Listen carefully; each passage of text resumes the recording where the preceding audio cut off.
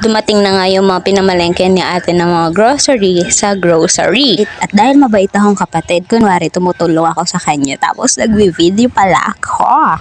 Hindi, joke lang. Tumutulong talaga ako dyan ng may bukal sa puso. Napansin ko kasi kanina pa to dumating tapos hindi pa siya natatapos. Sabi ko tulungan ko nga kasi sobrang dami din naman. So inumpisahan ko dito sa mga biskwit kasi gusto ko yung amoy ng mga biskwit kasi mamaya ubos na naman yan dito sa chikiting niya, kaya ako nagbabantay dito sa mga biskwit para hindi niya makuha. Speaking of chikiting, ayan na nga po, nakabantay na naman yung ating batan, makulit. Tapos yung isa naman dun sa likod ni ate, tignan mo parang dambuhala ng hindi ko maintindihan, pareho na silang napakalalaki. Yan, so napapansin nyo, naglalagay na si ate ng presyo para hindi niya din makalimutan. Maganda din tong napag-isipan ni ating mag-grocery siya kasi hindi siya pinapa-work ng asawa niya kasi gusto niya na nababantayan yung bata. Okay, back to the video.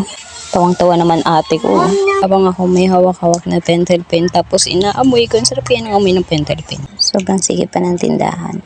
Sabi ko nga kaya ate, padagdagan niya na lang para lumaki-laki din naman yung space ng tindahan. Sabi naman niya, kaya nga ako nagtitinda para may pandagdag ako sa pagpapalaki nitong tindahan ko. Inangkin na niya yung tindahan. Ang ayoko nga lang dito sa mga grocery, yung may mga biscuit, may mga chichirya, yung mga soft drinks, yung lalo na may siomay, nauubos po ang pera ko, nauubos yung tinitipon kong pera kasi hindi ko maiwasang hindi kumain. Aminin nyo, palakain din kayo, kaya kung may tindahan din kayo, alam ko, ubos din yan sa inyo.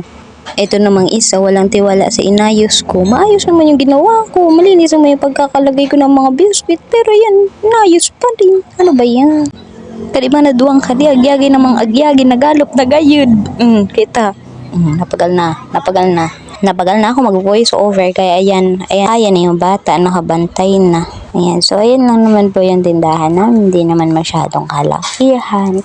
Nag-i-start pa lang naman kasi ang ate sa kanyang grocery. And ayan, maraming salamat!